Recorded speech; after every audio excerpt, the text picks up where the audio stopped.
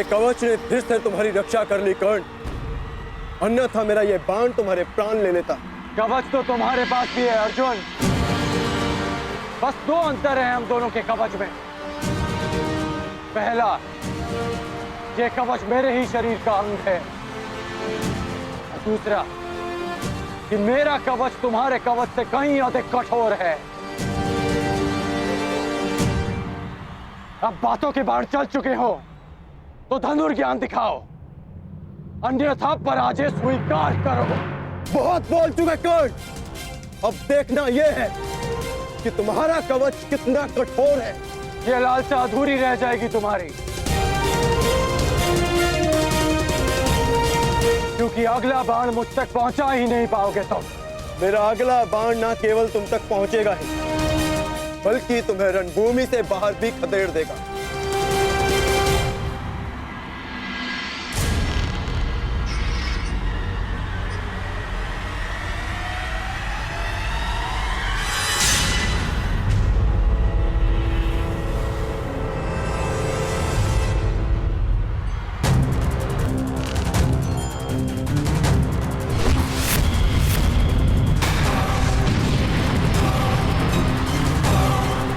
भयास्त्र।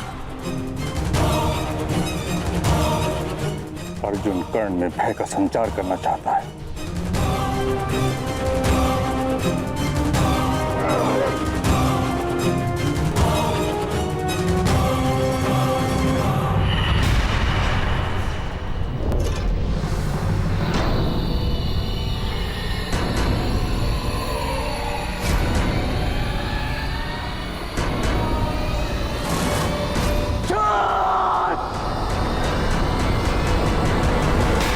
अशांति, पीड़ा ध्यान केंद्र में सबसे बड़ी बाधा है।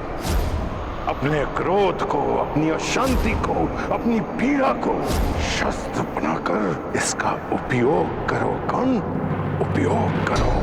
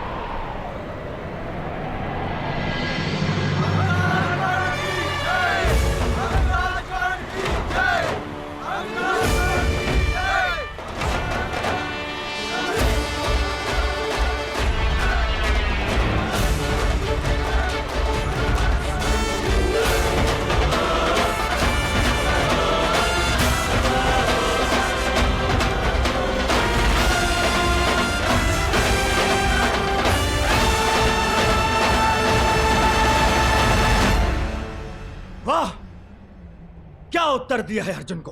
लगता है आज देवता भी मेरे ही पक्ष में है। प्रजा के समक्ष अपना कौशल दिखाने की चाह में तुमने प्रजा को ही भयभीत कर दिया। तुमने भयास्त्र का प्रयोग करके भूल की अर्जुन।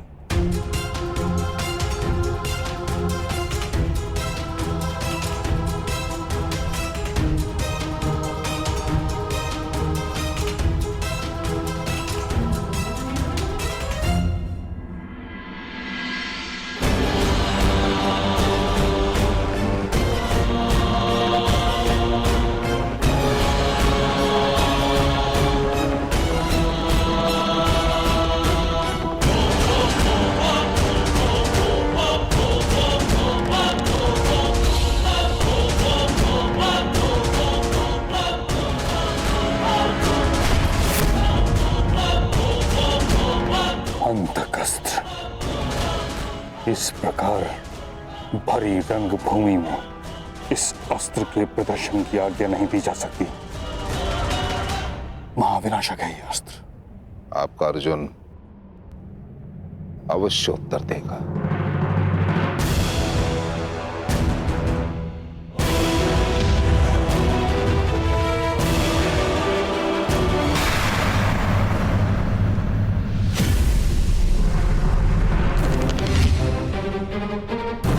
कहा था ना मैंने,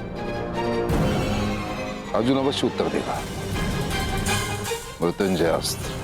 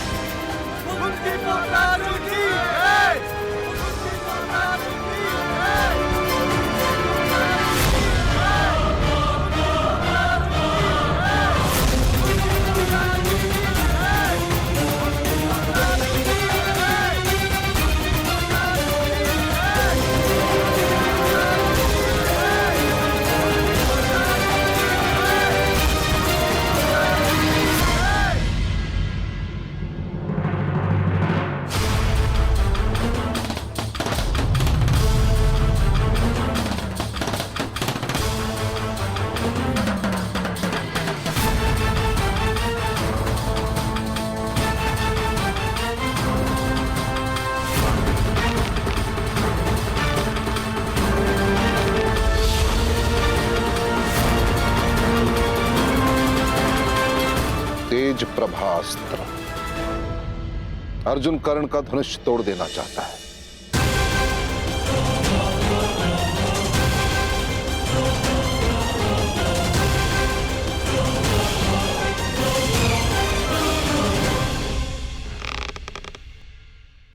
मंशा तो कर्ण की भी यही प्रतीक होती है।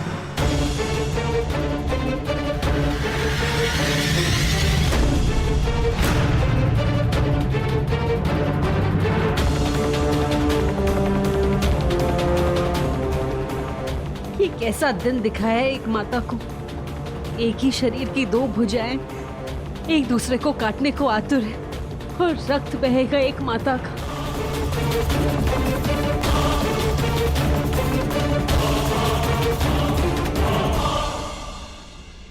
और अभी इसी शर्त से कर्ण अंग प्रदेश का शासक घोषित होता है।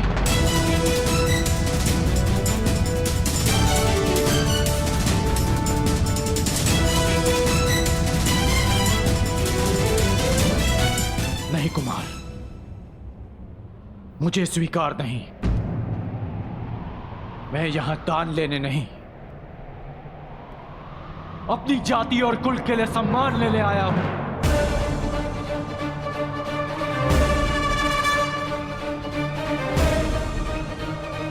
ये दान नहीं है कर्ण, ये मेरी भेंट है। जिस समय मैं शिष्यरास्त्र से बंधित था और मेरे गुरु अपने शिष्य अर्जुन के प्रशंसा में व्यस्त थे, तब तुमने मुझे हिमपाश से मुक्त किया।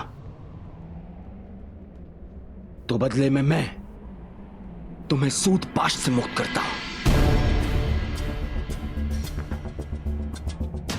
आज से तुम अंग के राजा हो कर्ण। अंगराज कर्ण, अंगराज कर्ण, अंगराज कर्ण, अंगराज कर्ण। और अब न केवल तुम अर्जुन को चुनौती दे सकते हो, बल्कि प्रत्येक वो कार्य कर सकते हो जिसको एक राजा का अधिकार है। एक सूत बनकर तुम समाज में बदलाव ना ला सको, परंतु एक राजा बनकर प्रयत्न हो।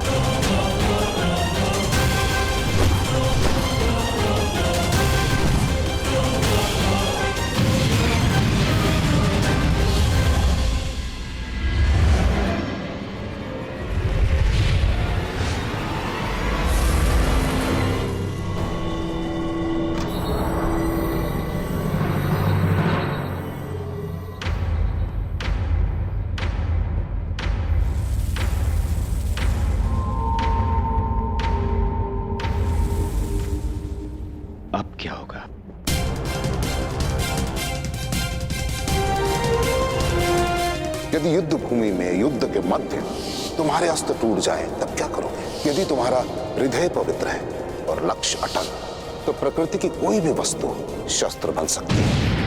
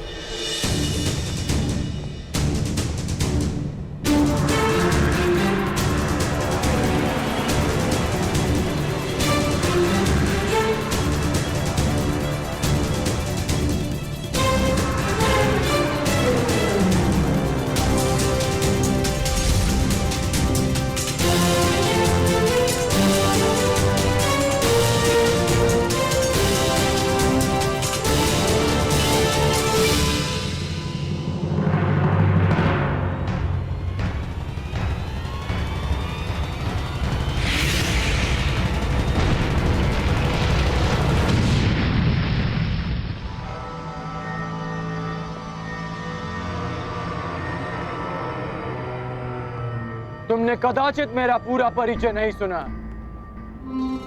मैं तुम्हारे गुरु और महामहिम भीष्म का गुरु भाई हूं।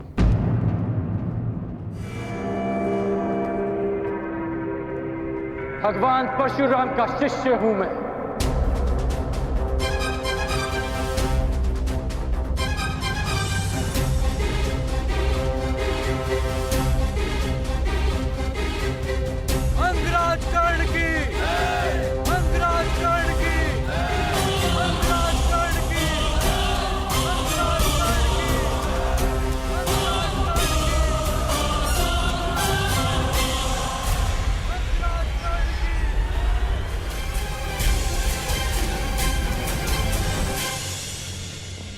आज तुम्हारा गर्व चूर चूर होगा कर्ण।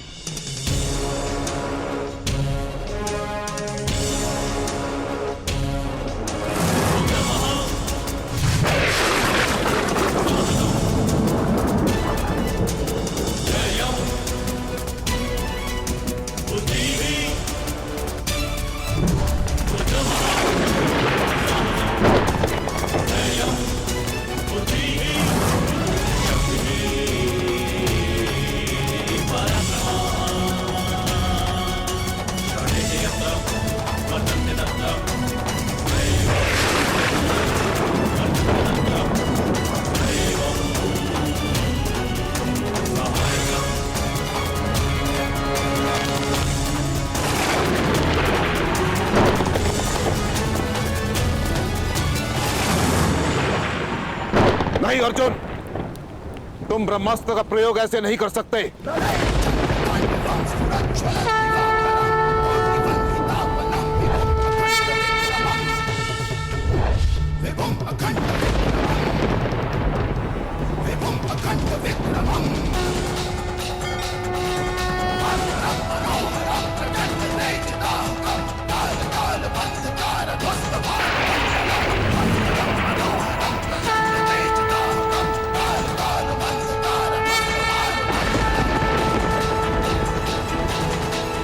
यही भय था मुझे।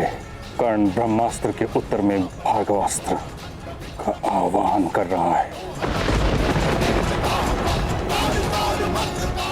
यदि ये दो दिव्य अस्त्र टकरा गए तो महाविनाश हो सकता है आचार्य द्रोण।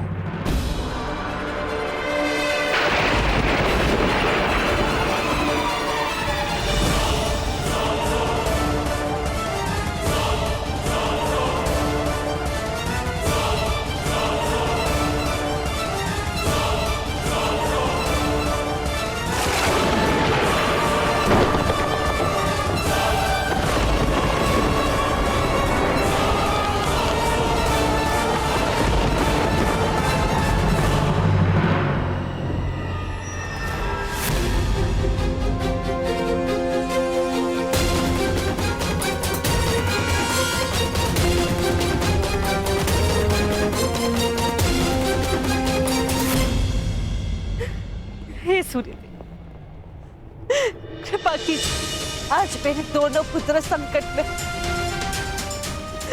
जिनमें से एक आपका पुत्र है। कृपा कीजिए सूर्यदेव, कृपा कीजिए, इस युद्ध को रुकवा दीजिए। कृपा कीजिए सूर्यदेव।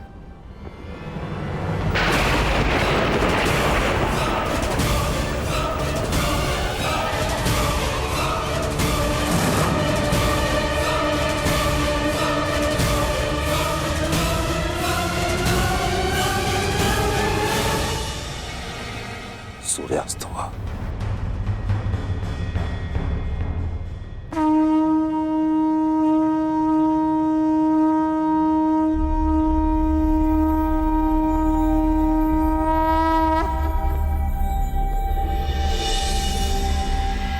सूर्यास्त हुआ, इसके साथ ही आज की रंगभूमि संपन्न हुई।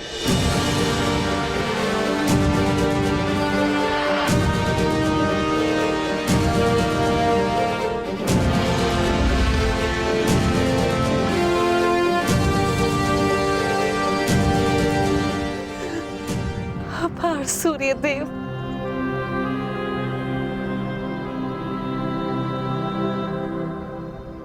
रंगभूमि संपन्न हुई, परंतु विजेता का निर्णय कैसे होगा? कौन है विजेता आचार्य? राजकुमार दुर्योधन, इसकी घोषणा कल राज्यसभा में होगी।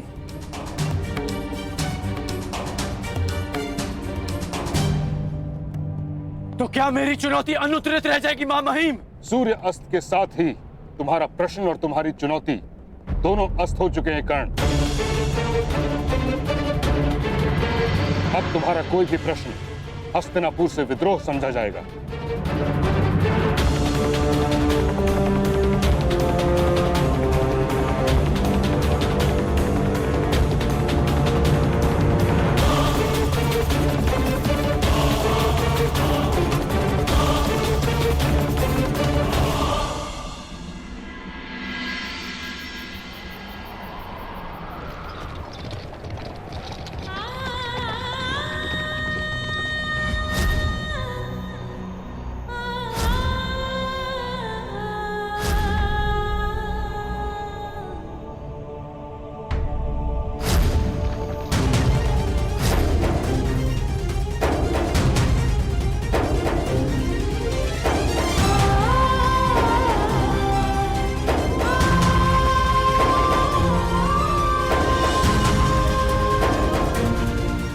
मेरा पुत्र है, वो राधा ही नहीं, वो कुंता ही है। ये कैसी अनहोनी, मेरा ज्येष्ठ पुत्र अपने भाइयों के विरुद्ध खड़ा है। ये मेरा अपराध है, जिसका दंड वो निरीह बालक भुगत रहा है। यदि मैं साहस रखती तो मेरे पास होता।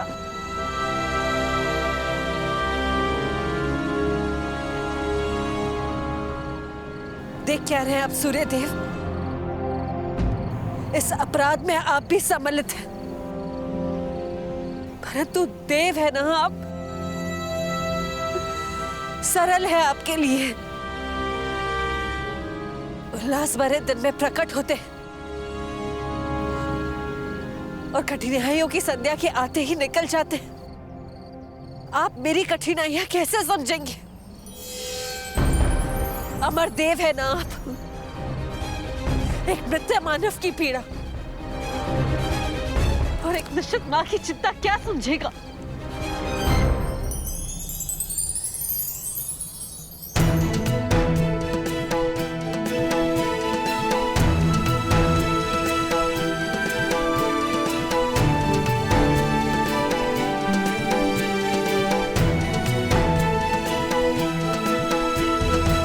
देवताओं पर आरोप लगाना उचित नहीं कुंती। मनुष्य के प्रारब्ध का कारण देवताओं या नक्षत्रों की गति नहीं, अपितु स्वयं मनुष्य की मति होती है।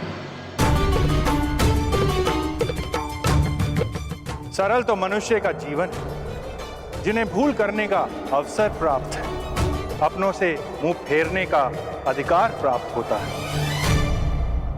किंतु हम देव, हम तो भूल नहीं कर सकते। जिस पुत्र को जलधारा में बहाकर तुम एक पल में भूल गई, उस पुत्र के जीवन के पल पल के साथ में जुड़ा रहा। उसे असुरक्षित देखकर तुम में आज करुणा उत्पन्न हुई, किंतु मैं तो वर्षों से उसका सुरक्षा कवच बनके उसकी रक्षा करता आ रहा हूं। और आज तुम मुझ पर आरोप लगा रही हो।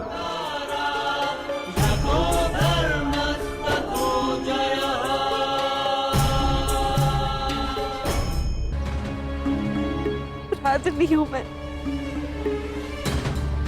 किंतु इस अपराध का इतना बड़ा डर नहीं मिल सकता मुझे। मेरे दोनों पुत्र एक दूसरे के समक्ष शत्रु बनकर खड़े नहीं हो सकते। दोनों की धामनियों में मेरा रक्त बहता है। उन्हें एक दूसरे का रक्त बहाने नहीं देगी कुंती। अभी समय शेष, इस अपराध का प्रतिकार किया जा सकता है देव। समय तो अपने चक्र में चल रहा है देवी। जो हुआ, जो हो रहा है और जो होने वाला है, उसके पीछे बहुत ही महत्वपूर्ण कारण है। जो हुआ उस पर मेरा वश नहीं था देव, किंतु जो विनाश होने जा रहा है उसे रोका जा सकता है।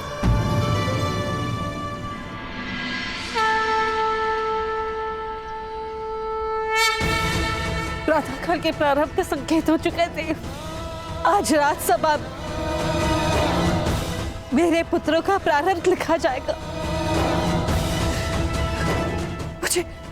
मुझे जाना होगा देव। मुझे कर्ण को बताना होगा कि वो मेरा पुत्र है। पांडवों का ज्येष्ठ भ्राता है वो। मुझे जाना होगा देव। आप ही का तो था गांधार नरेश, और नियम ये था, रंगभूमि में जो विजेता होगा वही युवराज बनेगा। रंगभूमि में कुरु राजकुमारों में अंत तक जो खड़ा था वो था अर्जुन, अपराजय। और मैं अपने ज्येष्ठ भ्राता का प्रतिनिधित्व कर रहा था काकाश्री, इसलिए विजेता मैं नहीं, भ्राता युधिष्ठिर हैं। विजेता का चयन शेष है कुमार अर्जुन।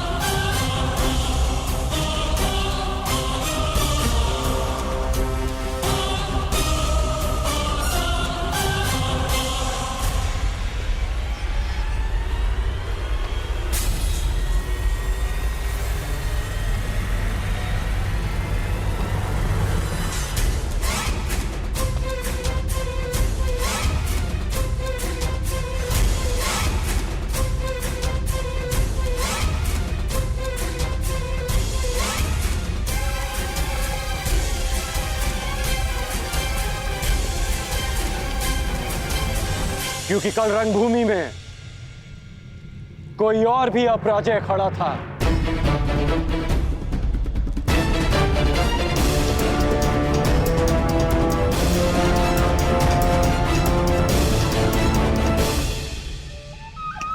अब आनंद आएगा मेरे होने वाले सम्राट।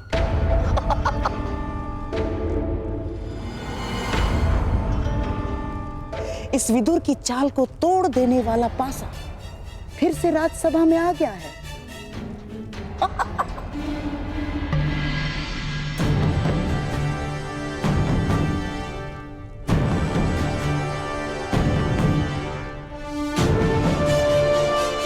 अभी द्वंद शेष है, उसका परिणाम शेष है, और सर्वश्रेष्ठ का चयन भी शेष है। ये राजसभा है कर्ण, ना ही तुम्हारा स्थान है और ना ही तुम्हें किसी ने निमंत्रित किया है। जाओ यहां से। आपकी बात काटने के लिए क्षमा चाहूंगा, परंतु कदाचित आप भूल रहे हैं, महाराज ने स्वयं कर्ण को अंग देश का राजा घोषित किया है।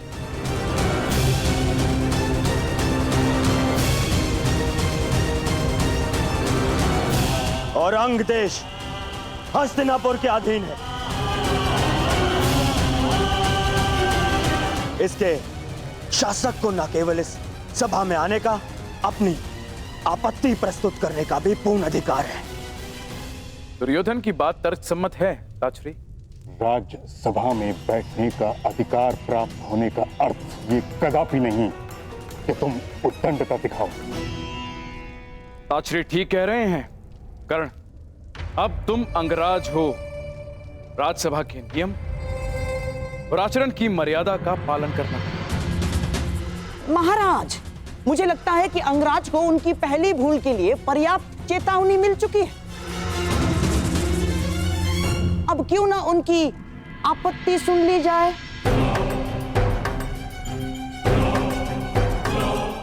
कहो अंगराज, क्या आपत्ति है तुम्हें?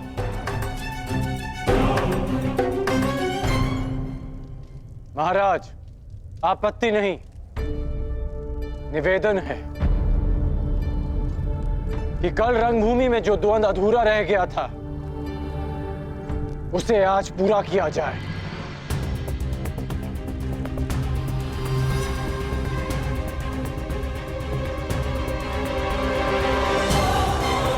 सूर्य अस्त के साथ रंगभूमि भी अस्त हो चुकी है कर्ण।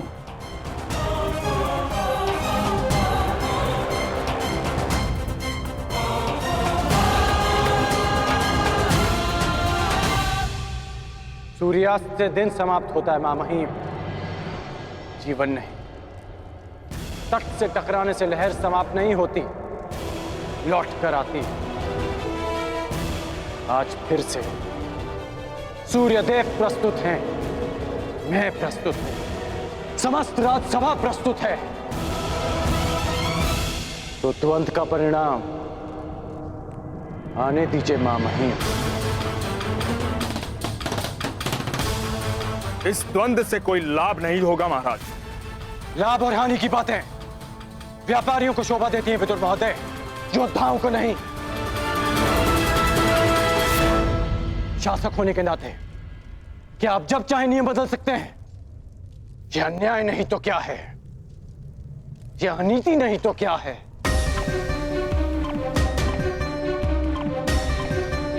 कुमार अर्जुन, यदि तुम वही अर्जुन हो जिसे मैं वर्षों से जानता हूं, यदि तुम राजनीति से ऊपर उठे हुए योद्धा हो, तो मुझे पूर्ण विश्वास है कि तुम अपना अधूरा द्वंद अवश्य पूरा करोगे। मैं पहले भी वही अर्जुन था और अब भी वही अर्जुन हूं। मुझे यह द्वंद स्वीकार है।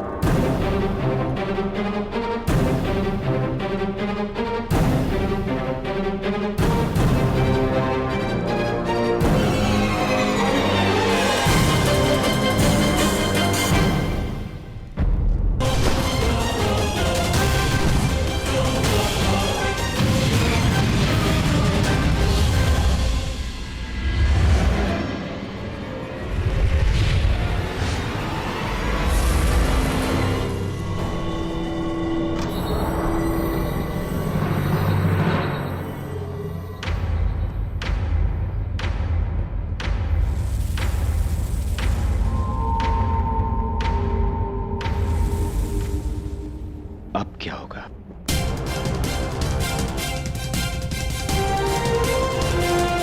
यदि युद्ध भूमि में युद्ध के मध्य तुम्हारे अस्त्र टूट जाए तब क्या करोगे? यदि तुम्हारा हृदय पवित्र है और लक्ष्य अटल, तो प्रकृति की कोई भी वस्तु शस्त्र बन सकती है।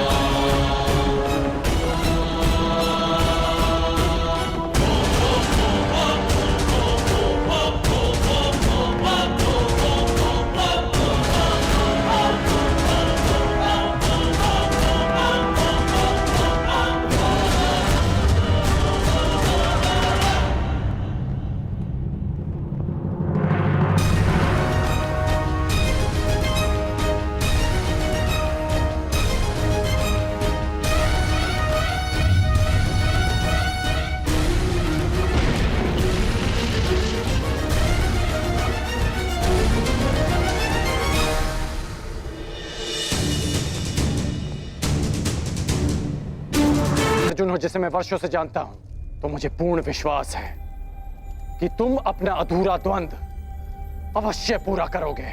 मैं पहले भी वही अर्जुन था और अब भी वही अर्जुन हूं। मुझे ये द्वंद्व स्वीकार है।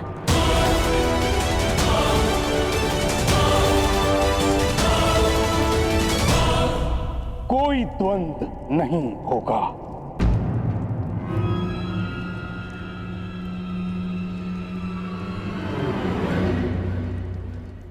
क्यों पितामह? महामंत्री के अनुसार अर्जुन ने मुझे पराजित किया, परंतु वो स्वयं भी विजयी नहीं हुआ है। अगर वो सर्वश्रेष्ठ है तो उसे सिद्ध करना होगा।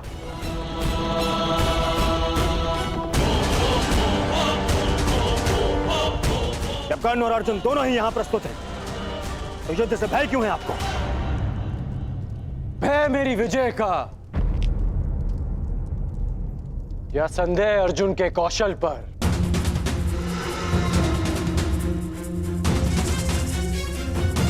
या अविश्वास आचार्य द्रोण की शिक्षा पर? सावधान कर्ण, मेरे गुरु के अपमान का दुस्साहस मत करना। आज्ञा दीजिए पितामह। आज संसार देखेगा आचार्य द्रोण द्वारा रचित अर्जुन नामक तट से टकराकर कर्ण नाम की लहर कैसे टूटती है। किस प्रकार मेरे में कर्ण की चुनौती के सूर्य को अस्त करते हैं। कर्ण ने हस्तिनापुर की न्याय और नीति पर प्रश्न उठाया है। आज इन्हें विश्वास हो जाएगा कि हस्तिनापुर में अब भी न्याय और नीति का शासन है।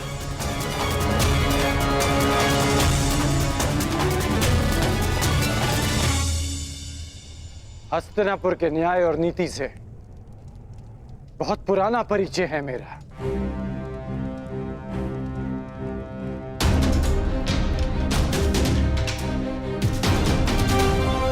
परंतु मैं तुम्हारे कौशल का परिचय जानना चाहता हूं।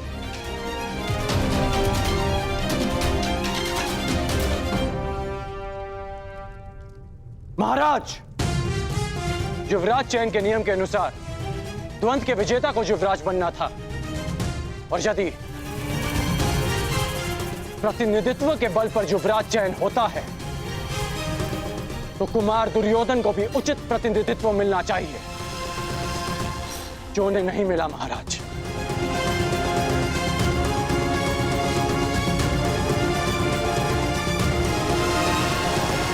यदि अर्जुन कुमार युधिष्ठिर की ओर से द्वंद्व कर सकता है तो मैं भी कुमार दुर्योधन का प्रतिनिधित्व करूंगा।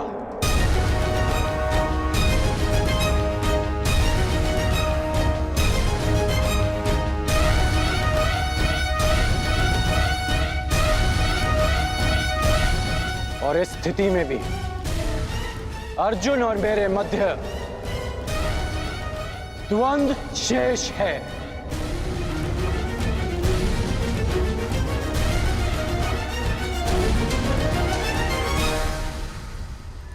इसे कहते हैं सीधे पांव बारा।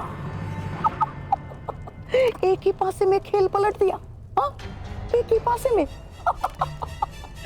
तुम पे भरोसा करके मैंने भूल नहीं की थी कर्ण। यदि पितामह का आदेश हो तो अर्जुन के कौशल के साथ साथ यमराज का भी परिचय हो जाएगा कर्ण। भीम, प्रतीत होता है कि रंगभूमि में मिली हार को अब तक बचा नहीं पाए हो तुम। कहो तो हम भी एक और द्वंद्व कर लें। मेरा भी निवेदन है कि अर्जुन को द्वंद्व की आज्ञा दी जाए पितामह। वाह, क्या कहा? पहली बार भीम ने ऐसा कुछ कहा है जिसके मैं भी पक्ष में हूं। क्यों भ्राता युधिष्ठिर, क्या मत है आपका? द्वंद्व के बुलावे से अर्जुन पीछे नहीं हटेगा। हमें भी स्वीकार है। हमें भी स्वीकार है।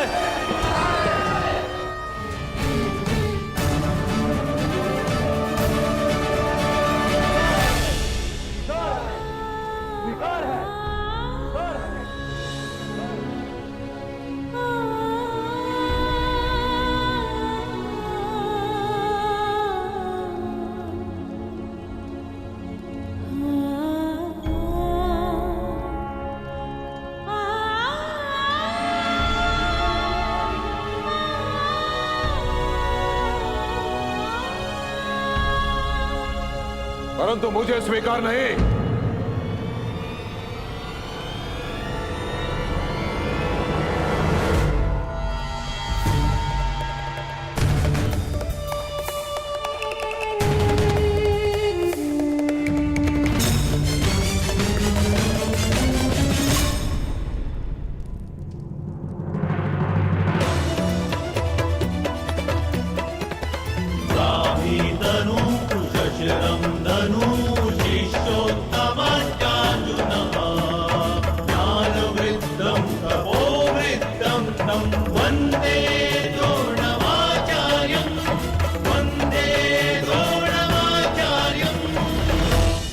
सभा में विलंब से आने के लिए क्षमा प्रार्थी हूं महाराज।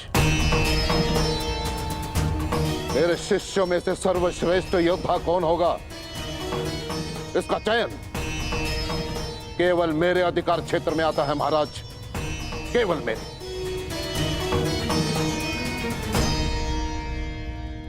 आपका तात्पर्य क्या है आचार्य? वही जो अंगराज कर्ण का है।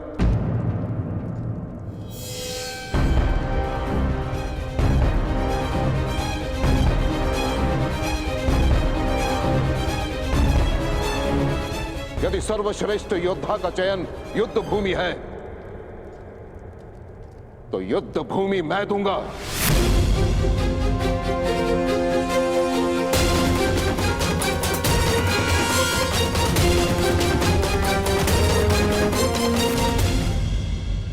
वैसे भी नियति कहती है महाराज कि गुरु दक्षिणा दिए बिना कोई भी शिक्षा पूरी नहीं मानी जाती। मुझे गुरु दक्षिणा चाहिए, वो भी राजकुमारों से। और जो शिष्य मुझे मेरी गुरु दक्षिणा प्रदान करेगा वो हस्तिनापुर का युवराज होगा।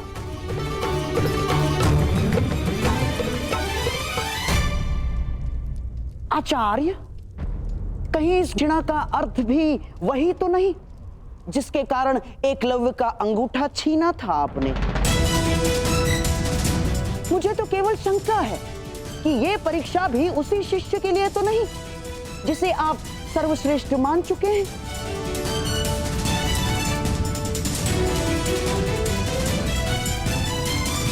कहिए आचार्य, क्या चाहिए आपको गुरु दक्षिणा में?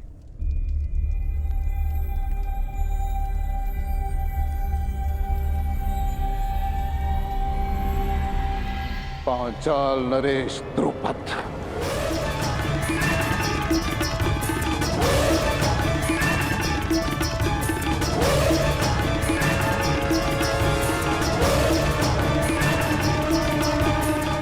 मुझे गुरु दक्षिणा में पांचाल नरेश द्रुपद चाहिए महाराज। तो मेरा जो शिष्य द्रुपद को परास्त करके बंदी बनाकर मेरे समक्ष लेकर आएगा वही विजेता होगा और वही हस्तिनापुर का युवराज।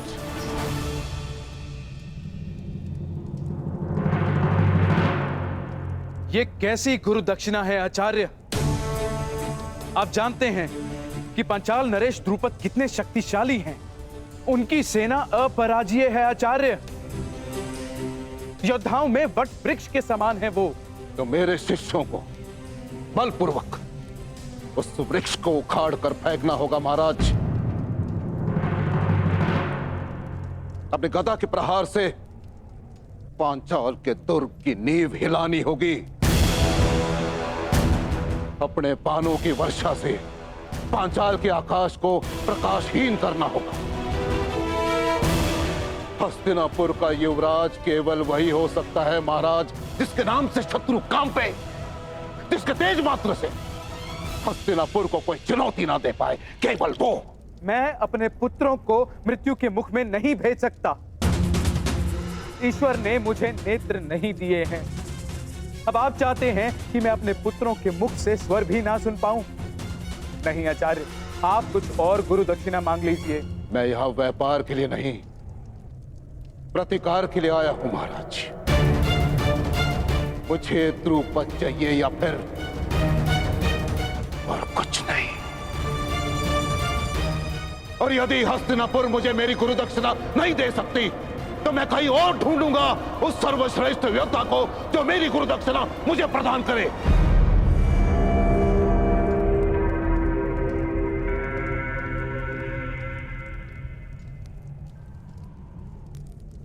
ठीक है आचार्य, हस्तिनापुर की सेना आपके लिए द्रुपद को लेकर आएगी। ताक्षी स्वयं द्रुपद को बंदी बनाकर लेकर आएंगे। नहीं महाराज, मैं महामहिम का गुरु नहीं हूं। मैं गुरु राजकुमारों का गुरु हूं। मुझे गुरु दक्षिणा चाहिए तो केवल इन्हीं से चाहिए। परंतु एक बात का स्मरण रहे महाराज, हस्तिनापुर का प्रारंभ केवल वही बन सकता है जो सिंह के साथ युद्ध करे। जिसे हस्तिनापुर के ध्वज में अपना नाम अंकित करना है उसे सर्वप्रथम पांचाल के ध्वज को झुकाना होगा।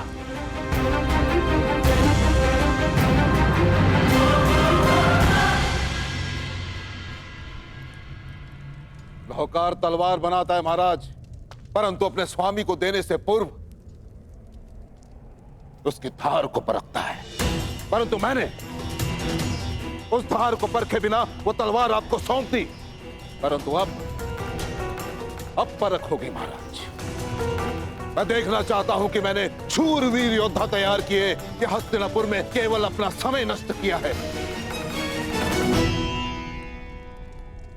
क्या तुम 105 में से कोई है जो अपने गुरु के ऋण को चुका सके?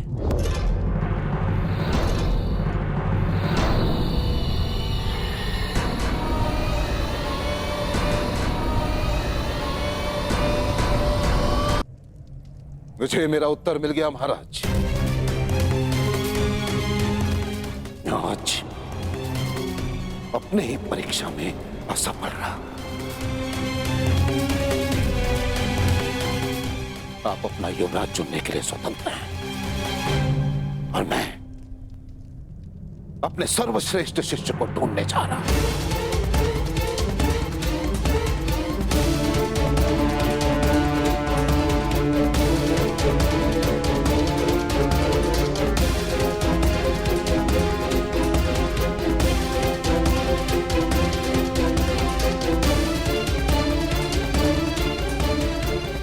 गुरुदेव,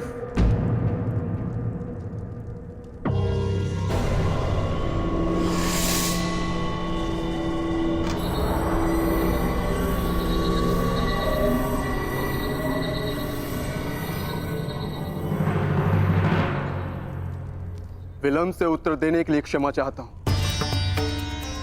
मैं सोचने लग गया था कि वर्षों के महान परिश्रम के बदले मेरे गुरु बस इतनी सी गुरु दक्षिणा मांग रहे हैं।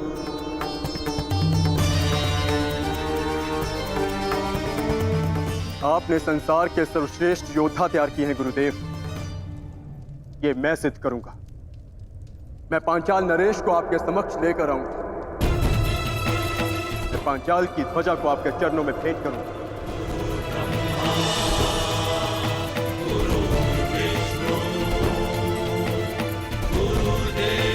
गुरु का स्थान ईश्वर से भी ऊंचा है, इसीलिए शिष्य का कर्तव्य है कि गुरु की आज्ञा का प्राण देकर भी पालन करे।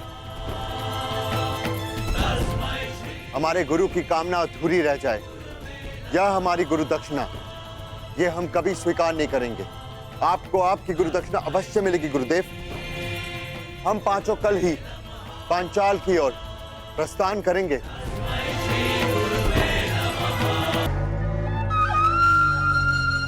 मेरे होने वाले सम्राट।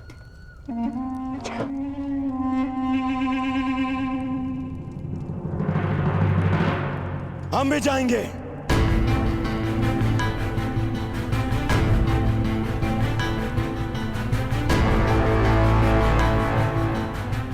पांचाल नरेश को आपके चरणों में लाने के लिए।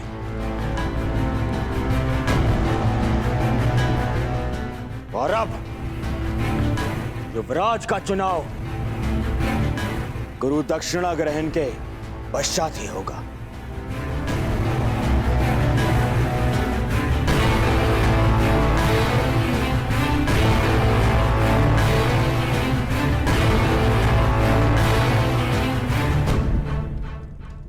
तुम भी हमारे साथ चलोगे मित्रकर्ण, मेरे साथ में।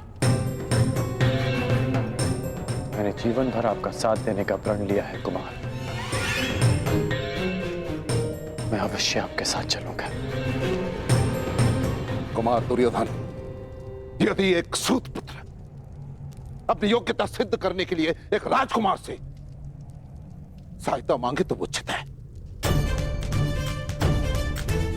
परंतु एक राजकुमार युवराज बनने के लिए एक सूत पुत्र से सहायता ले वो उचित नहीं है, जो युवराज बनने के योग्य नहीं। मैं केवल एक बार मां महिम से कहता तो संपूर्ण पांचाल राज मेरे चरणों में होता, परंतु मैंने ऐसा किया नहीं।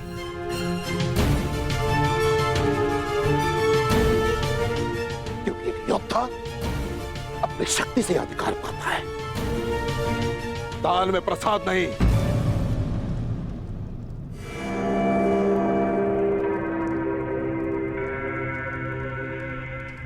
मेरे जितने शिष्य अपने ज्ञान की शक्ति प्रदान की है, वो आने वाले कल के सम्राट की दाहिनी भुजा बनने वाले हैं।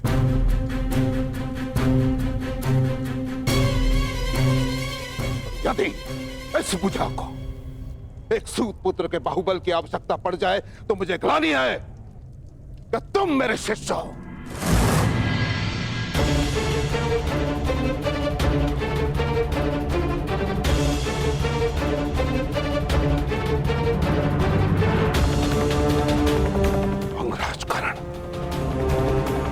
तुम अपने मित्र के सहायता के लिए प्रस्तुत हो, ये तुम्हारा कर्तव्य है, परंतु युवराज पद के इस परीक्षा में तुम सम्मिलित रहे, ये तुम्हारा अधिकार नहीं था।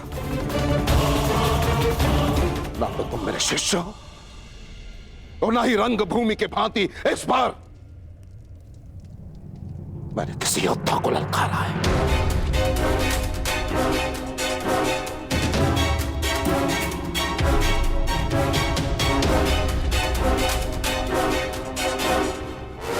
और यदि तुम भारी योद्धा के सहायता के बिना पांचाल नरेश द्रुपद का सामना नहीं कर सकते तो तुम्हें वहां जाने की आवश्यकता नहीं है।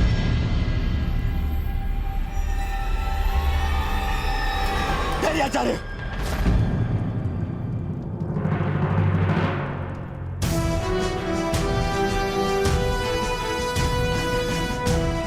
आपने ठीक कहा आचार्य।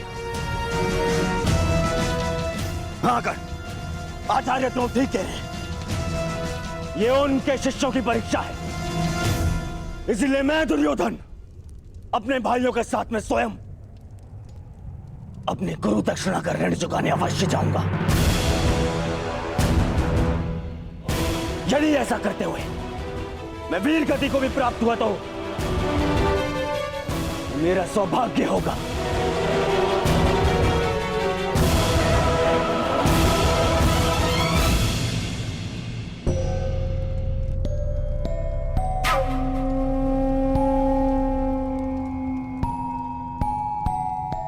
परंतु यदि ऐसा हुआ तो मेरी आत्मा पर एक उत्तरदायित्व का भार शेष रह जाए।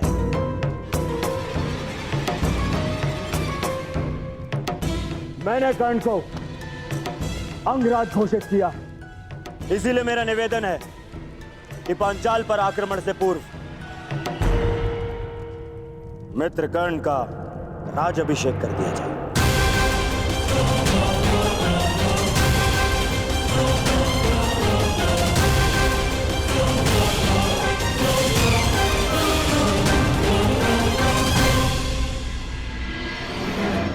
पितामह, अंग देश पर आपने विजय प्राप्त की, उस पर आपका नियंत्रण है, इसलिए मैं आपसे निवेदन करूंगा हमारे रायण से पूर्व आप स्वयं कर्ण का राज्याभिषेक करें।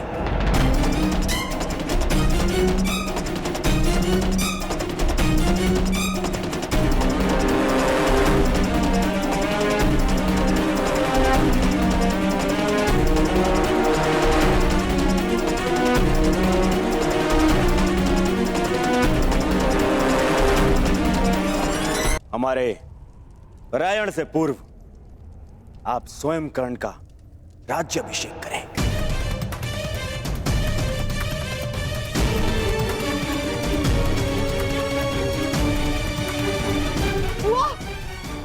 महाराज, पुत्र दुर्योधन का विचार प्रशंसनीय है।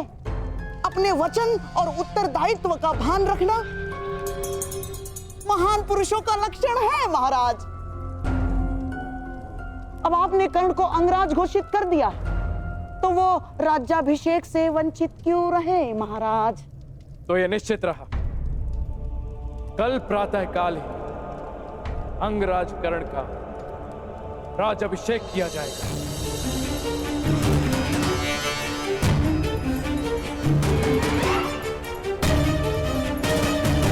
उसके पश्चात ही सभी कुरुपुत्र आचार्य द्रोण को गुरु दक्षिणा देने के लिए पांचाल की ओर प्रस्थान करेंगे।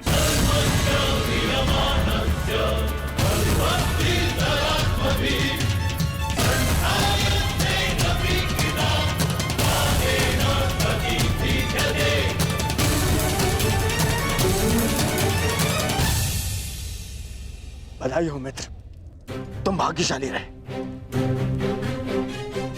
मैं तो वर्षों से प्रतीक्षा कर रहा हूं कि कब पिता महाराज का मुकुट मेरे सर पे रखेंगे। अंग का मुकुट भी आप ही का है मित्र, और रही बात युवराज के मुकुट की, तो पांचाल नरेश को पराजित करते ही वो स्वयं आपके शीश पर शोभित हो जाएगा।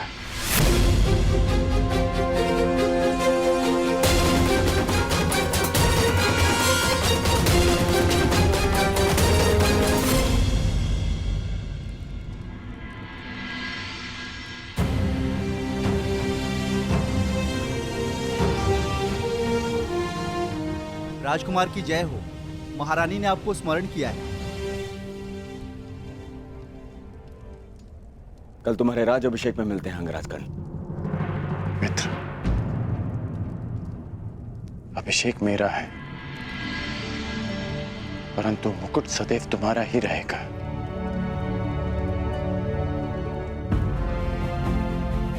मित्र कर्ण,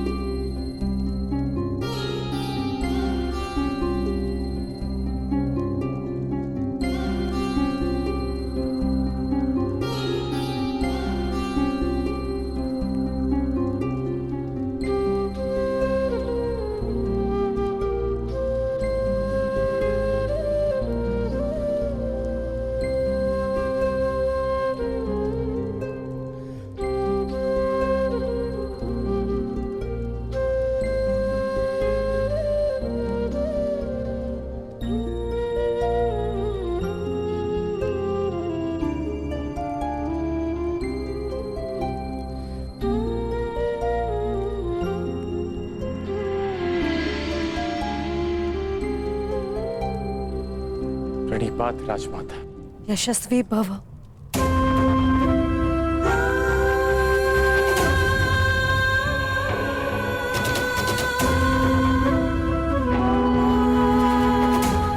तुम्हें वर्षों पश्चात देखा है कर्ण।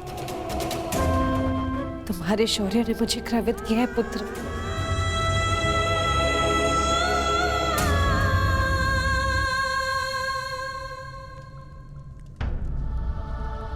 मुझे पुत्र कहकर आप अपना स्तर क्यों हीन कर रही हैं राजमाता?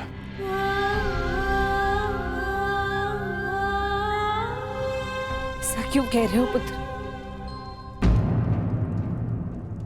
मृत्यु की कल की रंगभूमि और आज की राजसभा ने मुझे वो सिखाया